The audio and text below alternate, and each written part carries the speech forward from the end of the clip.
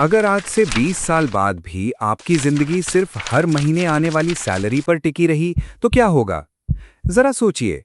जिस दिन आपने काम करना बंद किया, उसी दिन आपकी कमाई भी बंद हो जाएगी। यही वजह है कि करोड़ों लोग पूरी जिंदगी मेहनत तो बहुत करते हैं, लेकिन कभी फाइनेंशियल फ्रीडम तक नहीं पहुंच पाते। क्यों? क्योंकि वो पैसे के लिए काम करते रहते हैं, लेकिन कभी अपने पैसों को अपने लिए काम करना नहीं सिखाते। दोस्तों, बोले तो पैसा के आज के इस एपिसोड में आप सबका स्वागत है। आज के इस वीडियो में हम बात करेंगे ऐसे 4 प्रैक्टिकल तरीकों के बारे में, जिनकी मदद से आप धीरे-धीरे ऐसी इनकम सोर्सेज बना सकते हैं जो सिर्फ आपकी नौकरी या रोज के काम पर निर्भर ना हो। पहला तरीका है गोल्ड। सोना हमेशा से भारत में भरोसे की चीज माना गया है, लेकिन एक सवाल पूछिए, अगर आपका मकसद इन्वेस्टमेंट है, तो क्या गहने खरीदना सबसे सही तरीका है? कई बार नहीं, क्योंकि ज्वेलरी खरीदते समय आप सिर्फ सोने की कीमत नहीं देते, बल्कि मेकिंग चार्जेस और दूसरे खर्च भी देते हैं, और बेचते समय भी कटौती हो सकती है। अगर आपका उद्देश्य सोने में इन्वेस्टमेंट करना है, तो गोल्ड ईटीएफ जैसे विकल्प ज्यादा आसान हो सकते हैं। इनमें न ज्वेलरी संभालने की टेंशन, न लॉकर की चिंता, और जरूरत पड़ने पर खरीदना बेचना भी आसान होता है। अब दूसरे तरीके पर आते हैं, और मेरी नज़र में ये बाकी तीनों तरीकों से भी ज्यादा जरूरी है, क्योंकि अगर यहां गलती हो गई तो अच्छा से अच्छा इन्वेस्टमेंट भी आपकी मदद नहीं कर पाएगा। तीसरा तरीका है बुरे कर्ज से बचिए, अपनी इनकम बढ़ाइए। जरा अपने आसपास देखिए, कितने लोग नई कार, महंगा फोन या महंगी बाइक खरीदने के लिए लोन लेते हैं। उन्हें लगता है कि ईएमआई तो बस कुछ हजार रुपए ही है, लेकिन वो ये नहीं देखते कि अगले कई सालों तक उनकी कमाई का एक हिस्सा बैंक के पास जाता रहेगा। यानी आपने जो पैसा भविष्य में कमाना था, उसका एक हिस्सा आपने पहले ही बेच दिया। देखिए, हर लोन बुरा नहीं होता, लेकिन सिर्फ दिखावे के लिए लिया गया लोन अक्सर आपकी वेल्थ बनाने की रफ्तार धीमी कर देता है। अब सवाल यह है, अगर पैसा खर्च नहीं करना तो लगाना कहाँ है? तो सबसे पहले खुद पर। दुनिया का सबसे बड़ा एसेट कई बार कोई शेयर, गोल्ड या प्रॉपर्टी नहीं होता, बल्कि आपकी इनकम कमाने की क्षमता होती है। सोचिए, अगर कल आपकी नौकरी चली जाए, तो क्या आपके पास ऐसी कोई स्किल है जिससे आप दोबारा कमाई शुरू कर सकें? अगर जवाब नहीं है, तो यही सबसे बड़ा फाइनेंशियल रिस्क है। आज AI, video editing, coding, digital marketing, sales, copywriting जैसी कई स्किल्स की डिमांड लगातार बढ़ रही है। जरूरी नहीं कि आप यही सीखें, लेकिन कोई ऐसी स्किल जरूर सीखिए जिसकी मार्केट में वैल्यू हो, क्योंकि स्किल सिर्फ सैलरी नहीं बढ़ाती, वो इनकम के नए रास्ते खोलती है। यही वजह है कि सफल लोग पहले अपनी कमाई बढ़ाते हैं, फिर उस अतिरिक्त पैसे को एसेट्स में लगाते हैं। अब बात करते हैं तीसरे तरीके की, यानी उस इन्वेस्टमेंट की जिससे लोग सबसे ज्यादा डरते हैं, इंडेक्स फंड।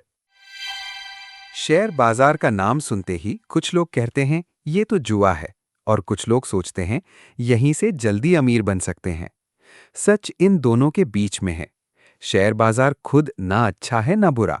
सब कुछ इस बात पर निर्भर करता है कि आप उसमें कैसे निवेश करते हैं। अगर आपके पास हर कंपनी को एनालाइज करने का समय नहीं है, तो इसका मतलब ये नहीं कि आप निवेश ही नहीं कर सकते। यहीं इंडेक्स फंड काम आता है। इंडेक्स फंड एक साथ कई बड़ी कंपनियों में निवेश करता है, यानी आपका पैसा किसी एक कंपनी पर निर्भर नहीं रहता। अगर एक कंपनी कमजोर पड़ती है, तो दूसरी कंपनियां उस असर को काफी हद तक संतुलित कर सकती हैं। सबसे बड़ी बात, आपको रोज मार्केट देखने की जरूरत नहीं होती। अगर आप हर महीने एसआईपी करते हैं और लंबी अवधि तक निवेश बनाए रखते हैं, तो कंपाउंडिंग धीरे धीरे अपना असर दिखाना शुरू करती है। याद रखिए, शेयर बाजार में सबसे ज्यादा पैसा अक्सर वही लोग बनाते हैं जो बार बार बाय और सेल नहीं करते, बल्कि अच्छे इन्वेस्टमेंट्स को समय देते हैं। अब आखिरी तरीके की बात करते हैं, और आने वाले समय में शायद यही सबसे बड़ा मौका भी है। चौथा तरीका है डिजिटल एसेट्स बनाइए। सोचिए, अगर आपकी एक दुकान है, तो कमाई तभी होगी जब दुकान खुली होगी, लेकिन इंटरनेट की दुनिया अलग है। अगर आपने एक अच्छी यूट्यूब वीडियो बनाई, एक ब्लॉग लिखा, कोई डिजिटल प्रोडक्ट बनाया या कोई ऑनलाइन कोर्स तैयार किया, तो वो एक बार बनने के बाद बार बार लोगों तक पहुंच सकता है। यानी आपने मेहनत एक बार की, लेकिन उसका फायदा लंबे समय तक मिल सकता है। लेकिन यहाँ एक बात साफ समझ लीजिए, यूट्यूब, ब्लॉगिंग या कंटेंट क्रिएशन कोई जल्दी अमीर बनने का तरीका नहीं है। शुरुआत में व्यूज कमाएंगे। कई बार महीनों तक कोई खास रिजल्ट भी नहीं मिलेगा। लेकिन जो लोग लगातार लोगों की प्रॉब्लम सॉल्व करते हैं, सीखते रहते हैं और क्वालिटी कंटेंट बनाते रहते हैं, समय के साथ उनका कंटेंट ही उनके लिए एक डिजिटल एसेट बन जाता है। यानी जब आप किसी और काम में व्यस्त होते हैं, तब भी आपका बनाया हुआ कंटेंट नए लोगों तक पहुंच रहा होता है। अब अगर इन चारों तरीकों को एक साथ देखें, तो एक बात बिल्कुल साफ समझ आती है। फाइनेंशियल फ्रीडम किसी एक इन्वेस्टमेंट से नहीं आती। ये कई छोटे लेकिन सही फैसलों का नतीजा होती है। पैसा सही जगह इन्वेस्ट करना, बेवजह के लोन से बचना, अपनी स्किल्स लगातार बेहतर बनाना, लॉन्ग टर्म सोच रखना और ऐसे एसेट्स बनाना जो समय के साथ आपके लिए काम करें।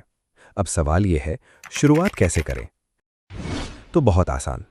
पहला कदम है, 1 महीने तक अपने हर खर्च का हिसाब लिखिए, क्योंकि जिस पैसे का हिसाब नहीं होता वो सबसे जल्दी खर्च होता है। दूसरा कदम है, सैलरी आते ही पहले इन्वेस्टमेंट कीजिए, फिर बाकी पैसे खर्च कीजिए। अगर इंतजार करेंगे कि खर्च के बाद जो बचेगा उसे इन्वेस्ट करेंगे, तो ज्यादातर महीनों में कुछ नहीं बचेगा।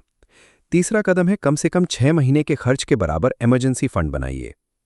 चौथा कदम है, जितनी जल्दी हो सके नियमित इन्वेस्टिंग और स्किल लर्निंग दोनों की आदत बना लीजिए, क्योंकि जब ये दोनों साथ चलते हैं तभी असली वेल्थ बनती है। आखिर में बस एक बात, फाइनेंशियल फ्रीडम का मतलब करोड़पति बनना नहीं है। इसका मतलब है ऐसी जिंदगी जहां आपकी पूरी कमाई सिर्फ आपकी नौकरी पर निर्भर ना हो। चाहे शुरुआत 500 रुपए से हो या 1000 रुपए की एसआईपी से, या फिर किसी नई स्किल को सीखने से।